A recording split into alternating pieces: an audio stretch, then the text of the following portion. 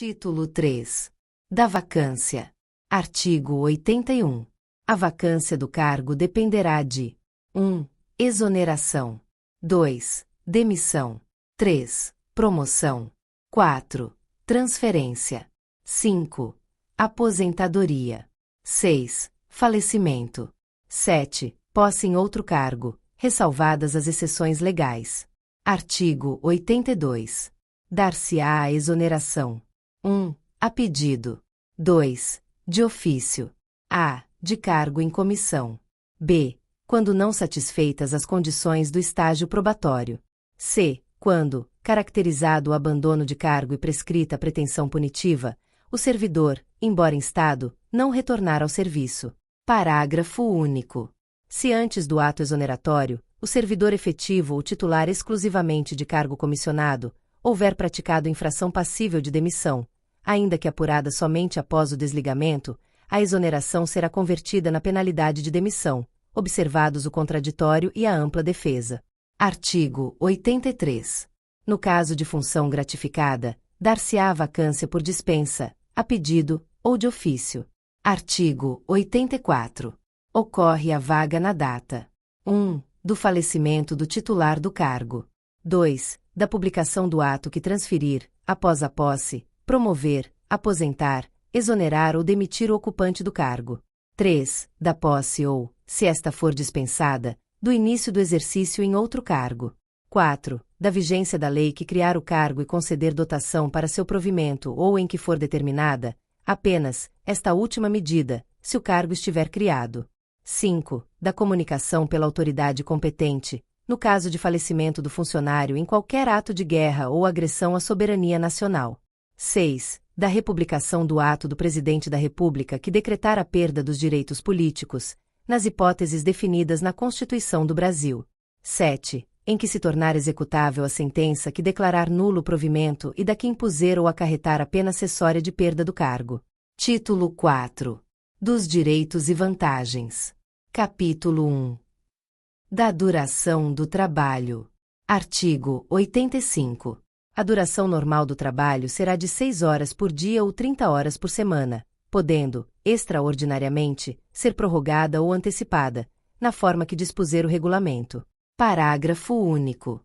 Excetuam-se do disposto neste artigo o trabalho executado por funcionário em serviço externo que, pela própria natureza, não pode ser aferido por unidade de tempo. Artigo 86. Salvo nos casos de revezamento semanal ou quinzenal, a duração normal do trabalho noturno será de 6 horas por dia, podendo, extraordinariamente, ser prorrogada ou antecipada, na forma que dispuser o regulamento. Parágrafo único. Considera-se noturno o trabalho executado entre as 22 horas de um dia e as 5 horas do dia seguinte.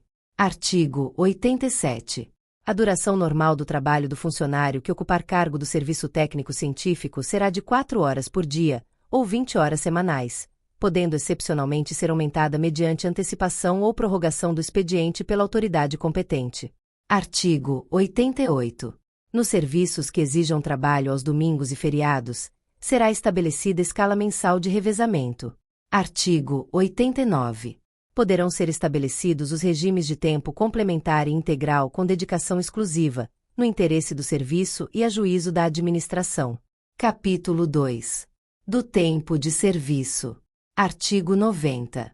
A apuração do tempo de serviço será feita em dias. Parágrafo único. O número de dias será convertido em anos, considerado o ano de 365 dias. Artigo 91. Será considerado de efetivo exercício o afastamento decorrente de 1. Férias. 2. Casamento. 3. Luto.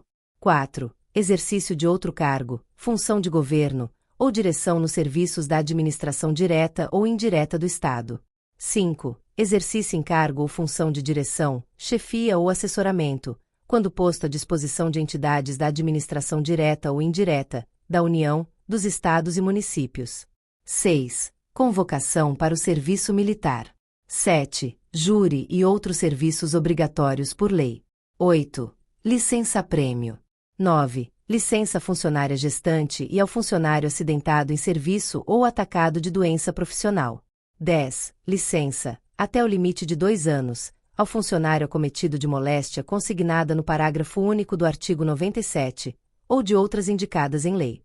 11. Missão oficial no país ou no estrangeiro, com ônus para o Estado, mediante ato de autorização do governador. 12. Participação em congressos ou cursos de especialização, realização de pesquisas científicas, estágios ou conferências culturais, com a autorização do governador e a competente prova de frequência e aproveitamento. 13. Desempenho de comissões ou funções previstas em lei ou regulamento. 14. Trânsito, na forma prevista nos regulamentos. 15. Desempenho de função eletiva da União, dos Estados e dos municípios. 16. Expressa determinação legal, em outros casos. Parágrafo 1º. Para os efeitos deste Estatuto, entende-se por acidente no trabalho o evento que cause dano físico ou mental ao funcionário por efeito ou na ocasião do serviço. Parágrafo 2º. Equipara-se ao acidente no trabalho a agressão quando não provocada, sofrida pelo funcionário no serviço ou em razão dele. Parágrafo 3º. Por doença profissional, para os efeitos deste Estatuto, entende-se aquela peculiar ou inerente ao trabalho exercido, comprovada em qualquer hipótese a relação de causa e efeito. Parágrafo 4º. Nos casos previstos nos parágrafos 1 grau, 2º, 3º deste artigo, o laudo resultante da inspeção médica deverá estabelecer rigorosamente a caracterização do acidente no trabalho e da doença profissional. Artigo 92. Para efeito de aposentadoria e disponibilidade, será computado: 1. O tempo de serviço público federal, estadual ou municipal, inclusive o de desempenho de mandato eletivo anterior à investidura. 2. O período de serviço ativo, nas Forças Armadas, prestado durante a paz, computado pelo dobro tempo em operação de guerra. 3. O tempo de serviço prestado em autarquia federal, estadual ou municipal. 4. O período de trabalho prestado à instituição de caráter privado que tiver sido transformada em órgão da administração direta ou em autarquia. 5. O tempo de duração da licença-prêmio não gozada contado em dobro.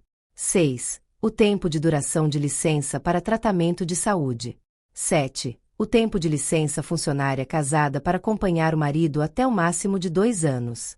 8. O tempo em que o funcionário esteve em disponibilidade ou aposentado, desde que ocorra o aproveitamento ou a reversão, respectivamente. Artigo 93. É vedada a contagem de tempo de serviço prestado concorrentemente em cargos ou funções diversas da União, dos Estados, do Distrito Federal, territórios, municípios, autarquias e instituições privadas que hajam sido convertidas em órgãos de administração direta ou em autarquia. Parágrafo único.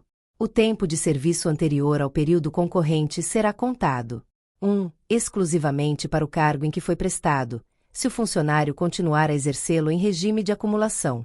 2. Para um só dos cargos exercidos concorrentemente, se houver sido prestado em outro cargo. Artigo 94. O titular de cargo de provimento efetivo adquire estabilidade depois de 2 anos de efetivo exercício. Parágrafo 1º. A estabilidade diz respeito ao serviço público e não ao cargo. Parágrafo 2º. O funcionário que houver adquirido estabilidade só poderá ser demitido, mediante inquérito administrativo em que lhe seja assegurada ampla defesa.